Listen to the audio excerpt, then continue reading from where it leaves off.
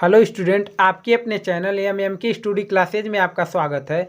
आज के इस वीडियो में class 10th math chapter number 1 वास्तविक संख्याएं सीखेंगे। ठीक है गाइस, तो आपका जो पढ़ाया जाएगा चैप्टर नंबर 1 से, तो जो कि आपका बुक है, जो कि आपका NCERT का बुक है, जो कि आपका डॉक्टर मनोहरी जी का बुक है। इसी बुक से हम लोग पूरा क्वेश्चन को सॉल्व करेंगे और चैप्टर नंबर 1 से इसी बुक से हम लोग सीखेंगे। तो इतना आप लोग जान गए हैं कि कौन सा किताब है, कौन सा यानी बुक है, इसी बुक से हम लोग सीखेंगे। ठीक है गाइस, तो आइए हम चैप्टर नंबर 1 है क्या आपको देखते हैं। आज आपका पहला दिन है और चैप्टर नंबर 1 से और आपका क्लास 10th गणित का ये है। ठीक है गाइस, तो अगर आप चैनल पे नए हैं तो सबसे पहले चैनल को सब्सक्राइब करके बेल आइकन घंटी को ज़रूर प्रेस करें, जिससे कि आपको हर एक वीडियो का नोटिफिकेशन मिलता रहे। ठीक है गाइस, तो आइए आपका चैप्टर नंबर पहले में आपका वास्तविक संख्याएं हैं। तो वास्तविक संख्याएं क्या होती हैं इनके बारे में पहले आप जान लीजिए, उसके बाद क्वेश्चन को सॉल्व करिएगा। ठीक है गाइस, तो वास्तविक संख्याएं, वास्तविक संख्याएं वास्तविक संख्याएं क्या होती हैं। वास्तविक संख्याएं आपकी परिमेय और अपरिमेय संख्याओं को ही हम लोग वास्तविक संख्याएं कहते हैं। तो वास्तविक संख्याएं सीखने के लिए आपको सबसे पहले परिमेय संख्या और अपरिमेय संख्या को हम लोग जानेंगे, तभी वास्तविक संख्या को हम लोग जान पाएंगे। ठीक है गाइस, तो जो कि आपका वास्तविक संख्या से दो भागों में टूटा हुआ है। कितने भागों में? दो भागों में। तो एक भाग आपका जो है, एक भाग जो है आपका परिमेय संख्या क्या है? परिमेय संख्या। और जो दूसरा भाग टूटा है, जो दूसरा भाग टूटा है आपका क्या है? यह अपरिमेय संख्या। क्या है?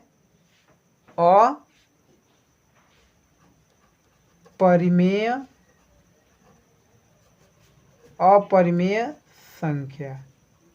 ठीक है गाइस, अपरिमेय संख्या।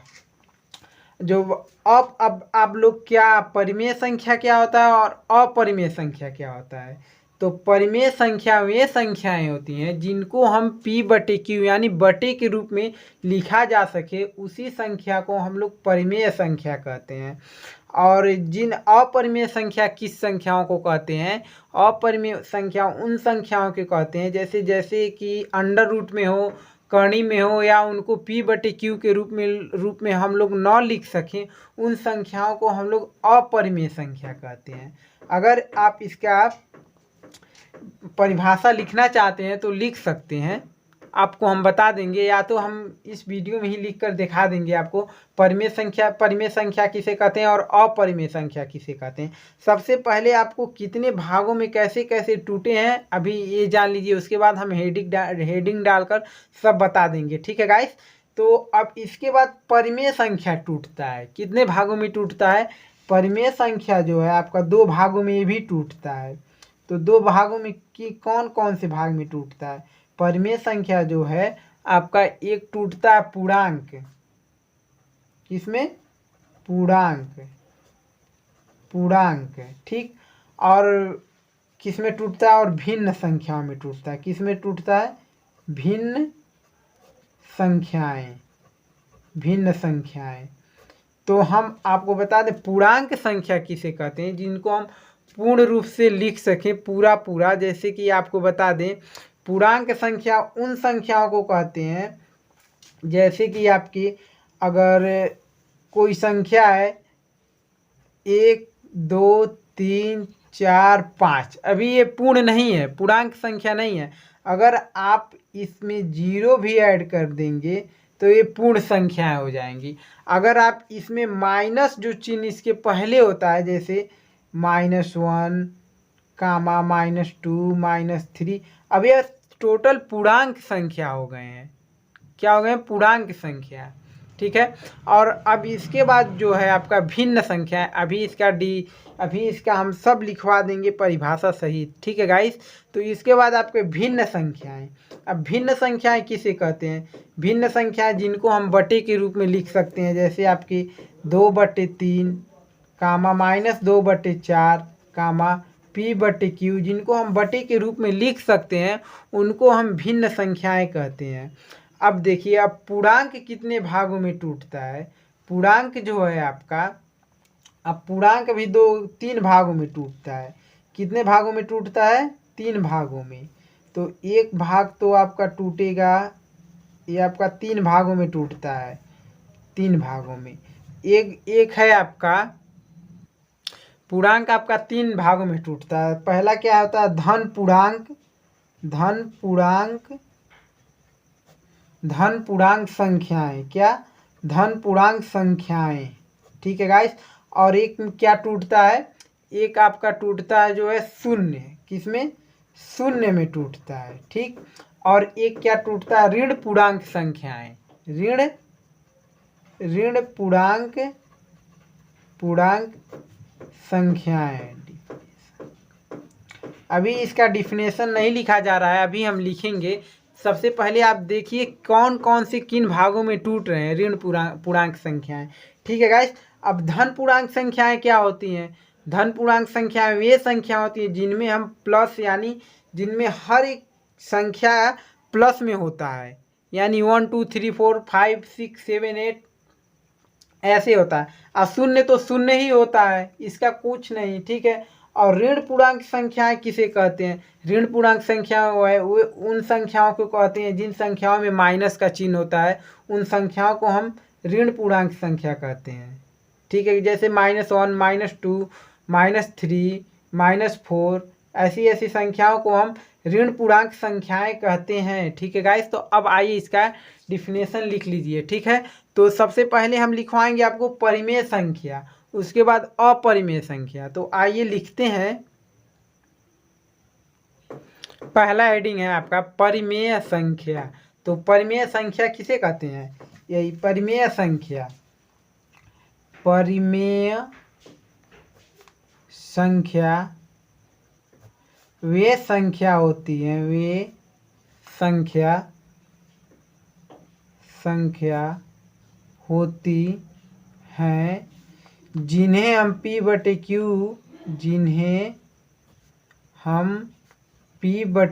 Q के रूप में लिख सकते हैं, या लिखा जा सकता है।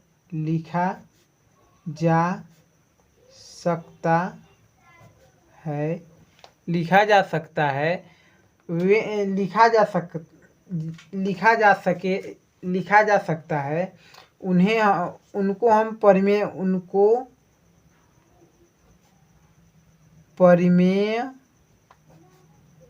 संख्या कहते हैं। और आपको बता दें, जहाँ Q ≠ 0 होना चाहिए, यानी जो Q है, यानी जहाँ ये भी लिख लीजिए, जहाँ Q ≠ 0 होना चाहिए, यानी Q यानी P बटे Q है, यानी P बटे Q है, जो लिखें P बटे Q के बराबर कभी 0 नहीं होना चाहिए, यानी P बटे 0 नहीं होना चाहिए। यानी जब बटे के रूप में कुछ भी लिखेंगे, जैसे P बटे Q यानी 2 बटे 3 4 बटे 5 बटे 4, यानी बटे के रूप में हो, उनको परिमेय संख्या कहते हैं।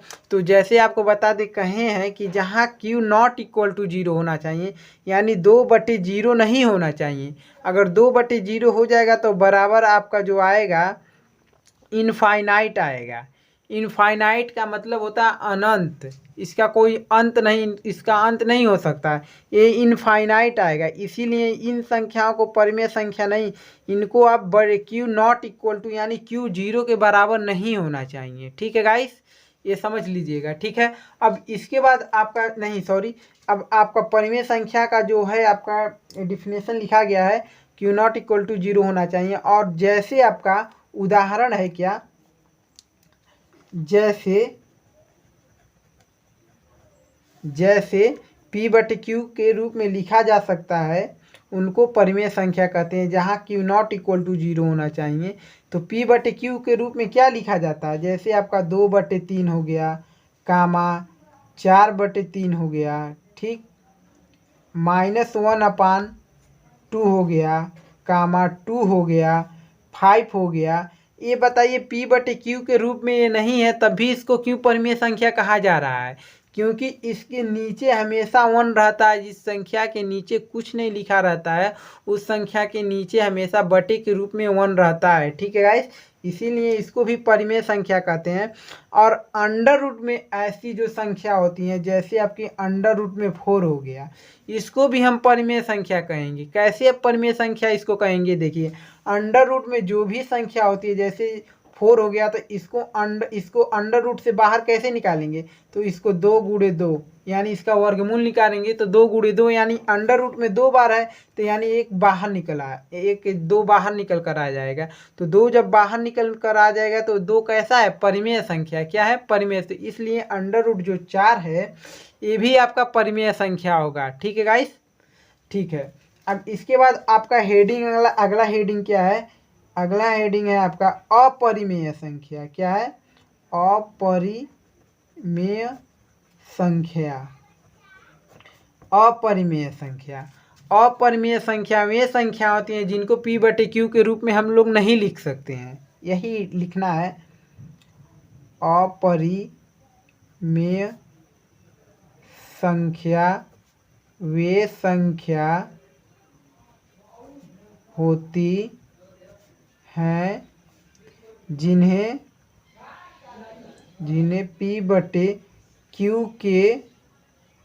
p/q रूप में नहीं लिखा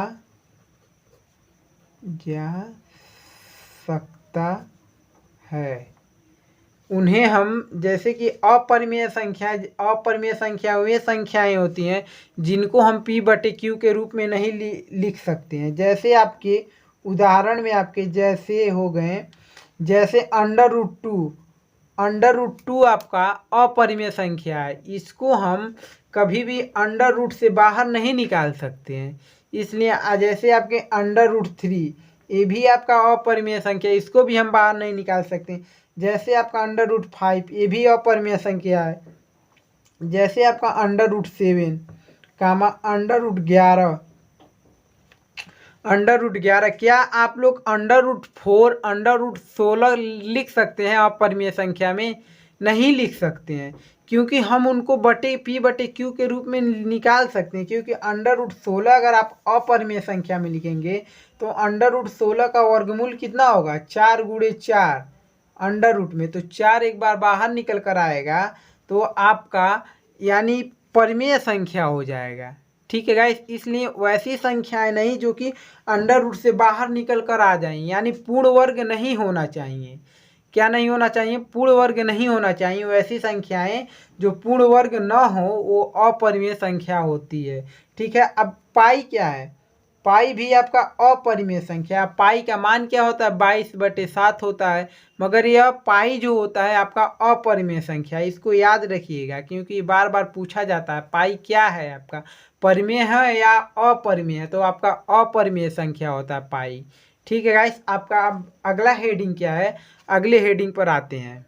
तो गाइस आपका अगला हेडिंग पूर्णांक संख्या, पूर्णांक है। क्या है? पूर्णांक। पूर्णांक। इसके पहले ही हम सभी बोलकर आपको बताएं, अगर आप लोग सीख लिए हैं तो अच्छी बात है। इस बार हम लिख कर बता रहे हैं कि ताकि आप लोग को अच्छे से दिमाग में फिक्स हो जाए, हमेशा के लिए याद हो जाए। ठीक है। तो पूर्णांक, पूर्ण संख्याओं में यदि ऋणात्मक संख्या को भी शामिल कर लिया जाए उन्हें पूर्णांक कहते हैं। देखिए, पूर्ण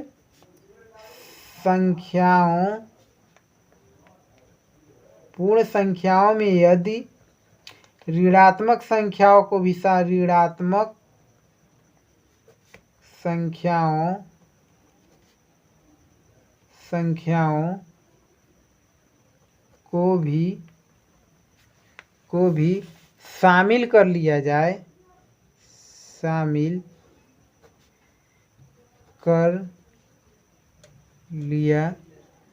कर लिया जाए, कर लिया जाए, उन्हें हम उन्हें कर लिया जाए तो उन्हें पूर्णांक संख्या कहते हैं। कर लिया जाए तो उन्हें पूर्णांक संख्या कहते हैं। ठीक है गाइस, जैसे आपका उदाहरण जो है, जैसे आपका अब पूर्ण संख्या किसे कहते हैं, जैसे आपका पूर्ण संख्या हो जिसमें 0 से 1 2 3 4 5 ऐसे ऐसे अनंत तक। ठीक है गाइस, इन संख्याओं को पूर्ण संख्या, पूर्णांक संख्या कब तक होगी, जब तक आपका यहाँ -1 भी जोड़ लीजिए, कामा -2 को भी, -3 को, -4 को, कामा ऐसे ऐसे इन्फिनिटी तक। ठीक है गाइस, इनफाइनाइट तक। तो ये आपके पूर्णांक संख्या हो गए, जो कि आपका माइनस वाला भी और प्लस वाला भी और 0 भी, टोटल ये सब आपके पूर्णांक संख्या हो जाते हैं। क्या हो जाते हैं? पूर्णांक संख्याएं। ठीक है गाइस, अब इसके बाद जो है आपका अगला हेडिंग क्या है अगला हेडिंग है आपका धन पूर्णांक संख्या, धन पूर्णांक संख्या। अगला हेडिंग आपका है धन पूर्णांक संख्याएं। धन पूर्णांक संख्याएं, धन पूर्णांक वे संख्याएं होती हैं जिनको हम प्लस के रूप में लिख सकते हैं। धन पूर्णांक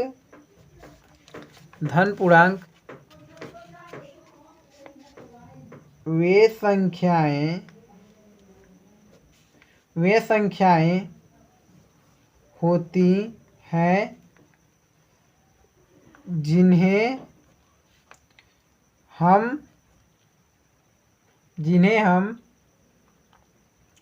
जिनका चिन्ह प्लस हो, सॉरी, धन पूर्णांक वे संख्याएं होती हैं जिनका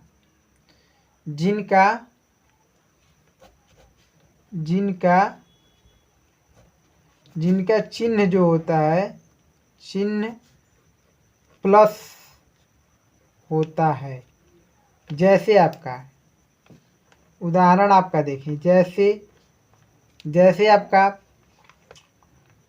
2 3 5 7 8 कामा 10 ऐसे ऐसे इन्फिनिटी तक, क्योंकि इसमें सबका चिन्ह क्या है? प्लस है। चिन्ह क्या है? चिन्ह प्लस है। सबका चिन्ह प्लस है। ठीक है गाइस, अब इसके बाद जो है इन संख्याओं को हम लोग धन पूर्णांक संख्या कहते हैं। जैसे 2 3 4 5 7 8 9 कुछ भी जो भी है जिनका चिन्ह प्लस है वो सब धन पूर्णांक संख्याएं होती हैं। ठीक है गाइस, अब इसके बाद आपका अगला हेडिंग है जो आपका शून्य है। तो शून्य तो वो शून्य ही होता है गाइस। शून्य जो होता है वो आपका शून्य ही संख्याओं को शून्य कहते हैं। शून्य ही संख्याओं को हम लोग शून्य कहते हैं। अब इसका अगला हेडिंग क्या है? इसका अगला हेडिंग है आपका, इसका जो आपका अगला हेडिंग है इसी में लिख देते हैं,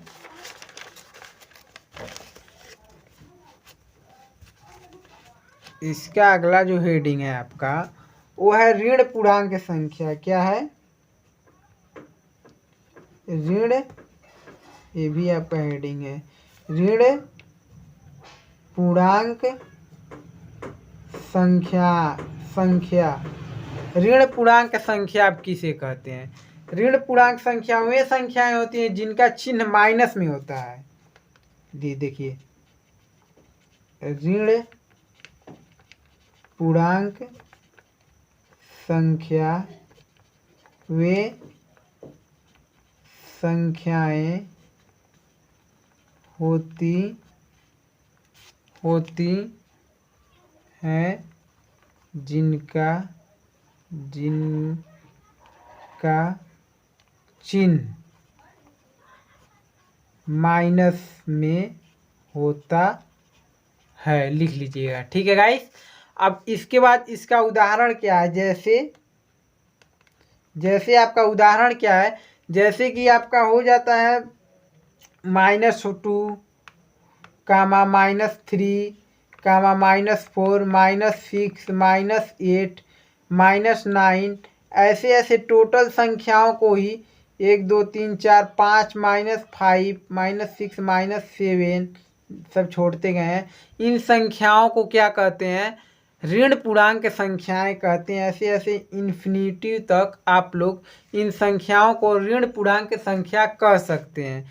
ठीक है गाइस, तो आपके जितने भी हेडिंग थे आपके अभी आपके कुछ और बचे हैं, उसको भी नोट है जो आपका सम संख्या, विषम संख्या, अभाज्य संख्या, भाज्य संख्या, इनको भी आप लोग जान लीजिए। इसके बाद जो है आपका यूक्लिड विभाजन प्रमेयिका सिखाया जाएगा। क्या सिखाया जाएगा? यूक्लिड विभाजन प्रमेयिका। तो गाइस नोट कर लीजिए, आपका 2-3 और डिफिनेशन होगा, जो कि आपका सम संख्या, विषम संख्या। ये तो आपको पहले से ही पता होगा कि सम संख्या, उसके बावजूद हम आप सबको बता दें, क्योंकि आपका एक एक टॉपिक हम छोड़ेंगे नहीं। ठीक है गाइस, आपका एक एक टॉपिक सॉल्व करवाएंगे। आपको ये सब हेडिंग बता रहे हैं इसलिए ताकि आपको क्वेश्चन करने में आसानी रहे। ये आपका वास्तविक संख्या का हम परिचय दे रहे हैं, वास्तविक संख्या होती क्या है। ठीक है, तो आइए अब जो है आपका सम क्या होता है? सम संख्या। सम संख्या पहला जो आपका हेडिंग है क्या है? सम संख्या। नोट में सम संख्या। अब सम संख्याएं क्या होती हैं? सम संख्याएं देखिए, वे संख्याएं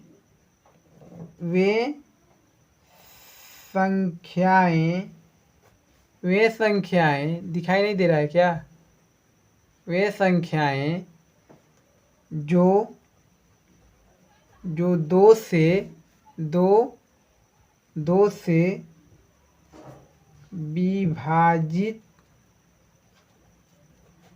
विभाजित हो जाती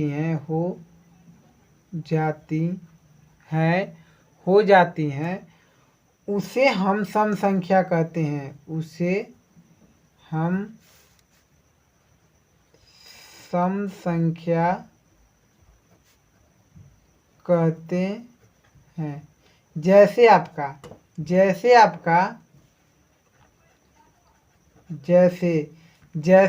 2, 4, 6, 8, 10, 12 भी हो सकता है, 14 भी हो सकता है आदि।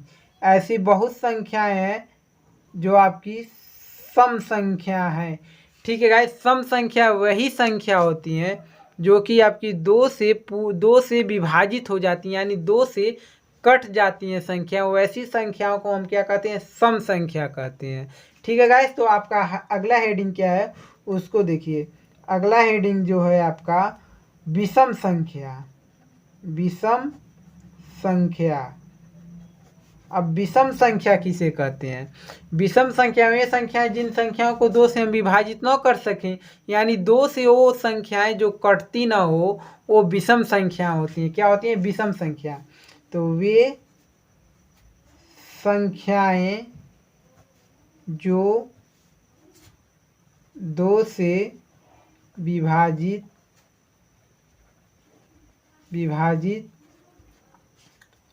नहीं होती हैं उन्हें विषम संख्या कहते हैं। ठीक है गाइस, वे संख्याएं जो 2 से विभाजित ना हो उन्हें हम विषम संख्या कहते हैं। जैसे कि आपके उदाहरण में जैसे होते हैं कौन कौन संख्या। अब जैसे आप 1 को भी ले सकते हैं, क्योंकि 1 को हम 2 से काट नहीं सकते। 1 को भी ले सकते हैं, 2 तो नहीं लेंगे क्योंकि 2 तो कट जाएगा। 3 को ले सकते हैं, 5 को ले सकते हैं। अब 6 को हम लेंगे नहीं ले सकते क्योंकि वो 2 से विभाजित हो जाएगा। वो सम संख्या तो विषम संख्या कैसे होगा? 6 को नहीं ले सकते हैं, 7 को ले सकते हैं, 7 को ले सकते हैं, 8 को ले सकते हैं, नहीं ले सकते हैं, 9 को ले सकते हैं। ठीक है, तो ऐसी संख्या आदि ऐसी बहुत संख्याएं होती हैं जो आपकी विषम संख्या होती है। ठीक है, अब आपका अगला हेडिंग जो है आपका क्या है? अभाज्य संख्या। तो अभाज्य संख्या किसे कहते हैं? अभाज्य संख्या वे संख्याएं होती हैं। अभाज्य संख्या वे संख्याएं होती हैं जिनको हम या तो स्वयं से ही कटती है या तो एक से कटती है, वैसी संख्या को हम लोग अभाज्य संख्या कहते हैं। तो आइए इसका लिखते हैं। तो वे संख्याएं जो स्वयं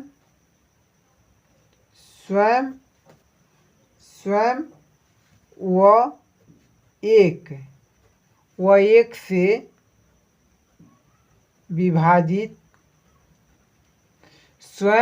से विभाजित हो, उन्हें अभाज्य संख्या कहते हैं। उन्हें अभाज्य संख्या कहते हैं। जैसे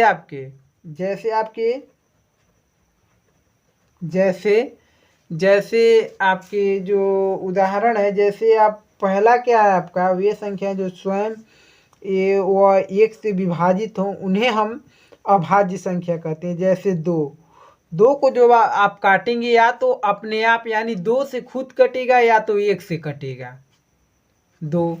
और इसके बाद आपका 3 को भी काट कर देखिए, या तो 3 से कटेगा या तो 1 से कटेगा। ठीक, अब आपका 5, अब आपका 7 कामा, अब आपका 11, अब 8 को रखिए। 8 को रखेंगे तो 8 से भी कटेगा, 2 से भी कटेगा और 4 से भी कटेगा। ऐसी बहुत संख्याएं से वो कटेगा। 12 भी ऐसी बहुत संख्याएं से कटेगा। 9 भी आपका कट जाएगा, 3 से कटेगा, 9 से कटेगा, 1 से कटेगा। यानी अभाज्य संख्या वही संख्या होती हैं या तो अपने आप से ही कटती हो या तो 1 से कटती हो, वैसी संख्याओं को हम लोग अभाज्य संख्या कहते हैं। तो आपकी ऐसी बहुत संख्या है जो अभाज्य संख्या है। ठीक है गाइस, अब आपकी जो सबसे लास्ट हेडिंग है वह है भाज्य संख्याएं। क्या है? भाज्य संख्याएं।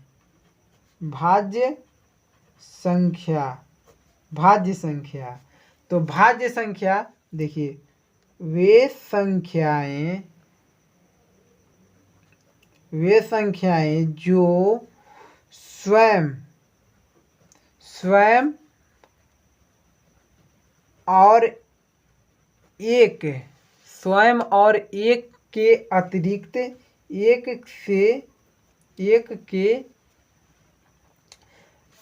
वे संख्याएं जो स्वयं और एक के अतिरिक्त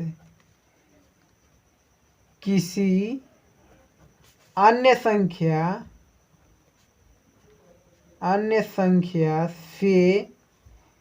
से विभाजित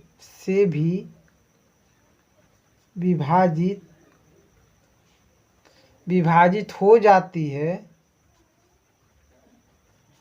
जाती है, उसे हम भाज्य संख्या कहते हैं। उसे हम भाज्य संख्या कहते हैं। ठीक है गाइस, उसे हम भाज्य संख्या कहते हैं। अब जैसे आपका उदाहरण क्या हो जाएगा, जैसे आपका वे संख्या जो स्वयं और एक के अतिरिक्त किसी और संख्या से कटती हैं, उन संख्याओं को हम लोग क्या कहते हैं? उन संख्याओं को हम भाज्य संख्या कहते हैं। भाज्य, जैसे आपका 4 देखिए, 4 2 से भी कटेगा, 4 से भी कटेगा, 1 से भी कटेगा, यानी 4 भाज्य संख्या है। 2-3 संख्याओं से कट जाता है। जैसे आपका 6 हो गया, 6 देखिए 2 से भी कटेगा, 1 से भी कटेगा, 6 से भी कटेगा, 3 से भी कटेगा। ऐसी संख्या जो कई संख्याओं से कटती हो उन्हें हम भाज्य संख्या कहते हैं। 8 भी ऐसा है, 9 भी ऐसा है, 10 10 भी ऐसा है, 12 भी ऐसा है। ऐसी बहुत संख्याएं जो भाज्य संख्याएं हैं। ठीक है, आदि। ठीक, ऐसी बहुत सी संख्याएं हैं।